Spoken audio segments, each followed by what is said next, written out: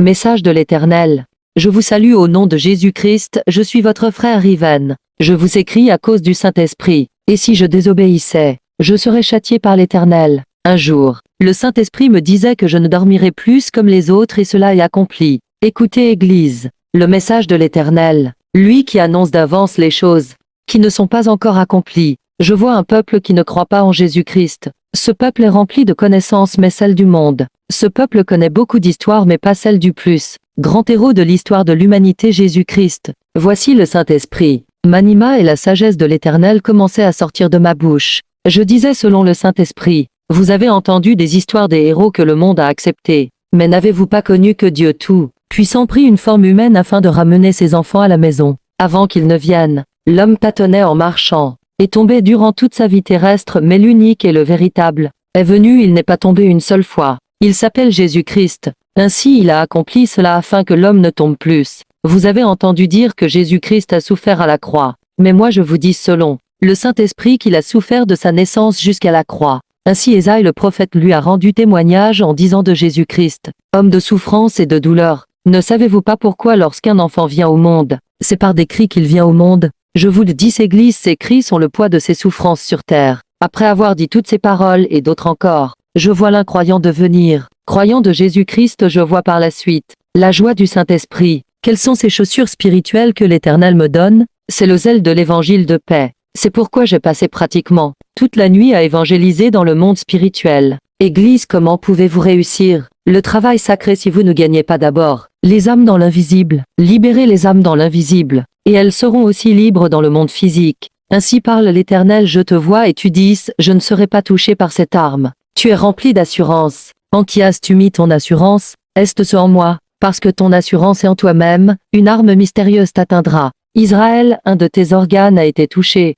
C'est ton organe de stockage d'alimentation. Comment feras-tu à présent pour manger ma parole? Voici ta blessure s'aggrave et tu ne peux plus te tenir debout. Je suis rempli de tristesse pour toi, dit l'Éternel des armées. Je demande à ce que l'on puisse coudre cet organe qui a été percé. Quel est cet esprit qui viendra exécuter la parole que j'ai prononcée, afin que mon bien-aimé guérisse? Je voyais en esprit une armée de démons organisés. Le Saint-Esprit me fit savoir que cette armée-là est spécialisée pour détruire et emprisonner l'âme de l'homme.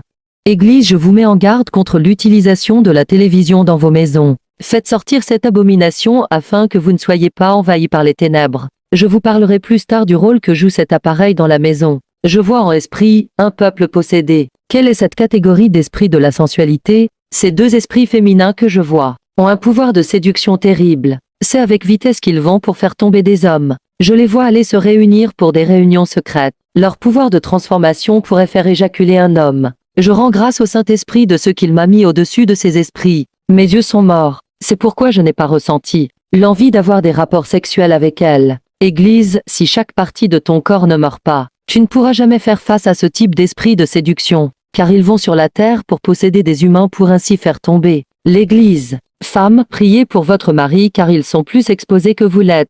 Hommes, priez pour vos femmes afin qu'elles ne cessent pas de vous aimer, car cela est bon devant le Saint-Esprit. N'avez-vous pas entendu qu'au commencement le serpent manipula la femme afin de faire tomber l'homme? Où était l'homme quand le serpent parla à la femme? Hommes, soyez toujours près de votre femme, car ce qui a été c'est ce qui sera, il n'y a rien de nouveau sous le soleil. Message de l'Éternel pour le pays de Côte d'Ivoire. L'Éternel des armées prit mon esprit et me transporta à une réunion à venir où je voyais 4 hommes. Au départ, j'ai salué le nouveau président de la Côte d'Ivoire. C'était un signe prophétique car l'Éternel permettra qu'il accède au pouvoir mais il n'est pas l'homme selon son cœur. Puis je m'asseyais, sans saluer le joueur Didier Drogba, puis je disais, PDG Didier Drogba. Le Saint-Esprit me disait qu'il avait perdu une grande position, et que son influence avait baissé mais il continue à travailler pour ses maîtres, pour le monde des ténèbres même pour le peu qu'on lui donne encore car il est en alliance avec eux. Ainsi parle l'Éternel, la Côte d'Ivoire connaîtra un nouveau président du vivant de Didier Drogba. Puis je voyais Didier Drogba apprécier le nouveau président de la Côte d'Ivoire. Je vis le nouveau président de la Côte d'Ivoire en train de sourire. Le Saint-Esprit me dit, Didier Drogba parle ainsi parce qu'il est du même monde avec le nouveau président de la Côte d'Ivoire. Ils sont du monde des ténèbres. J'entendais Didier Drogba blasphémer contre le Saint-Esprit. Il disait aussi qu'il n'était pas utile que la population de Côte d'Ivoire accorde du temps à prier le Seigneur mais qu'elle devrait seulement plus travailler afin que la Côte d'Ivoire se développe. Je voyais Didier Drogba Le nouveau président de la Côte d'Ivoire et 2 autres hommes discutaient encore et encore. Tout ceci dans une pièce où tout le monde ne peut pas y accéder. La paix sur vous, Église de Jésus, je suis Riven du Congo-Brazzaville, un homme déjà mort pour Jésus-Christ. J'étais dans le monde spirituel pour expérimenter des choses mystérieuses. Je dois vous avouer que Jésus-Christ a accompli toute écriture, mais je vous dis aussi que toute écriture est aussi manifeste dans ma vie, car celui qui a pris forme dans mon corps s'appelle la parole. Don de vision, je voyais le piège de Satan sur ma vie, alors que je suis déjà promise à ma bien-aimée. Je voyais avec la vue spirituelle une jeune fille que Satan conduira vers moi pour me séduire. Le Saint-Esprit me montra toutes ces choses afin que je ne m'étonne pas et que je sois prudent. Le Saint-Esprit me dit, c'est le piège de Satan. Mais j'ai vaincu par le Saint-Esprit. En ignorant cette jeune fille qui essayait de me séduire, j'étais conscient qu'elle ne sera pas ma femme et que je suis déjà promise à ma bien-aimée. Don de vision, je voyais un enfant qui a beaucoup souffert. Depuis son enfance, cet enfant a été combattu. Il est né à une époque où le combat spirituel était d'une grande intensité et d'une grande violence. Je voyais des prophètes qui étaient morts à cette époque-là. Je voyais des flèches spirituelles qui allaient ici et là. Cet enfant a fini par grandir, devenant ainsi un soldat redoutable. Mais qui est ce soldat redoutable? Le Saint-Esprit me dit, celui que tu vois est le prophète Élie qui avait fait descendre le feu du ciel. Je voyais le prophète Élie et je disais en esprit, je vois Élie, le grand prophète de Dieu. Je voyais une flèche spirituelle qui transperça Élie le prophète, mais la flèche n'avait pas tué le prophète. Élie le prophète était un homme qui a pris plaisir dans le combat spirituel. Son corps était adapté pour le combat, il était de taille moyenne. Comme à peu près ma taille, il avait un tissu rouge au niveau de sa tête. Je le vis monter sur un cheval et combattant les forces du monde des ténèbres. Spirituellement, le Saint-Esprit me dit, ta vie est comme celle du prophète Élie. Tu feras les œuvres que Élie a accomplies sur cette terre. Puis la vision s'arrêta dans le monde spirituel. La vision commençait à s'accomplir, un peuple était rassemblé. L'Éternel des armées prit le contrôle de ma bouche et je prononçai la parole afin qu'ils s'éloignent de l'Éternel. Ceux qui n'avaient pas l'amour vrai pour Dieu s'en allaient. Et ils étaient nombreux, un petit nombre de personnes étaient restées avec moi. Je disais à l'un des individus qui était resté avec moi, comprends-tu ce mystère? Le Saint-Esprit me dit, quand Israël sera nombreux comme le sable de la mer, seulement un reste sera sauvé. Puis je disais au reste d'Israël qui était avec moi, allons-y. On ne pouvait plus rien pour le peuple nombreux qui avait préféré s'éloigner de moi, donc de l'Éternel. L'Éternel avait confondu leur amour, car leur amour pour Dieu n'était pas vrai. Puis je me mis à marcher et j'écrasais ce qui empêchait le reste d'Israël de passer avec facilité. Le Saint-Esprit me dit, voici tu as commencé à faire les œuvres d'Élie le prophète. Je disais à l'Éternel des armées, oui. L'Éternel était avec moi, il me parlait comme Élie le prophète l'avait dit, dans un murmure doux et léger. Un esprit me dit, ne passe pas par là, c'est dangereux. Mais je n'écoutais pas cet esprit, je passais à cet endroit-là où le démon avait été maîtrisé par l'ange de l'Éternel. Et je continuais ma route, je finissais par rater le véhicule dans lequel j'étais censé monter. J'avais été abandonné, seul sans aucune ressource financière même pour se déplacer. Puis je vis l'Éternel, qui fit apparaître des pièces d'argent sur ma main afin que je prenne un moyen de transport. Ce moyen de transport n'était pas comme les autres. Je fis la rencontre d'un ange qui me donna 2 pièces et je lui composa une chanson en son honneur pour le jour que l'Éternel l'avait créé. Cet ange s'appelle Loti, mais ce prénom se prononce autrement, pas comme vous le voyez avec vos yeux. Je vous le dis, les anges aussi célèbrent leur jour de naissance, mais pas à la manière des hommes. Le Créateur leur accorde le privilège à ce moment-là,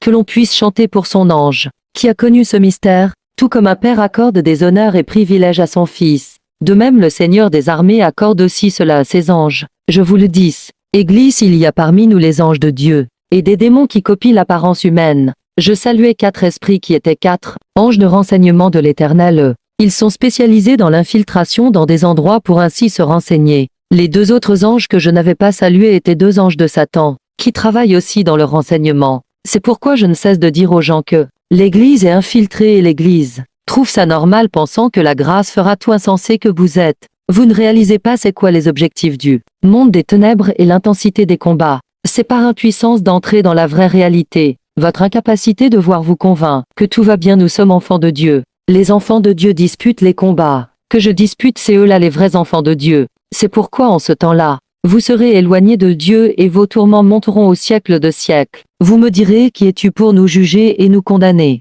Ne savez-vous pas que l'Éternel des armées m'a établi juge et prophète sur vous? C'est pourquoi je vous parle sans crainte, et je pèse mes mots, car les paroles que je prononce sont vérité et vie. J'étais à nouveau dans le monde spirituel. J'arrivais à un endroit comme on peut observer dans les pays occidentaux. C'était comme un grand centre commercial. Je vise par le Saint-Esprit qu'à des endroits comme les centres commerciaux. Il y a toujours des gens qui font comme s'ils sont là pour passer du bon temps, mais c'est faux. Il y a toujours des individus qui sont là-bas pour contrôler la zone.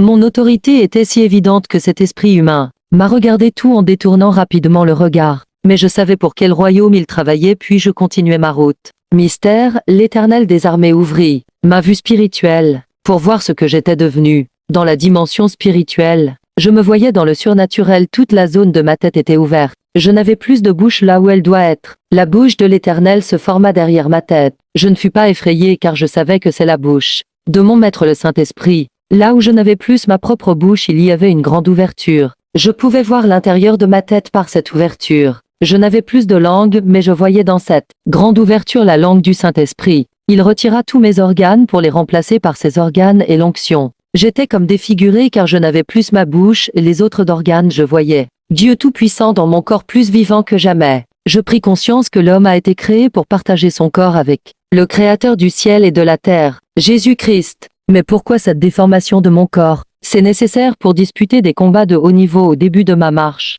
J'aurais été choqué, mais aujourd'hui cela me paraît normal, c'est pourquoi l'Éternel des armées me montre toutes ces choses mystérieuses. Je vous le dis, Église, il y a des attaques spirituelles qui sont de type entrant et sortant. J'en ai beaucoup souffert, c'est pourquoi avec le temps, le Saint-Esprit a modifié tout mon corps. Si beaucoup voyaient cette forme dimensionnelle de moi, ils diront, c'est un démon. C'est ainsi qu'ils traiteront le Saint-Esprit de Dieu. Et s'ils me voyaient dans toute ma gloire, ils diront, c'est le bras de l'Éternel. Heureux ceux qui ne blasphémeront pas contre le Saint-Esprit de Dieu. À nouveau dans le monde spirituel en République démocratique du Congo, je voyais des hommes qui étaient devenus des artistes. De musique, ils ont vendu leur âme pour être vus. Le Saint-Esprit me disait, regarde, c'est ainsi que ce pays dirige ce peuple à devenir des artistes. Pour avoir de la considération, il ferment à ce peuple la voie normale pour ainsi les conduire dans la voie de la perdition du succès musical. Dans le monde spirituel, je voyais la perversité de la race blanche en matière d'éducation. Ils aiment la sexualité comme vous ne pouvez pas l'imaginer.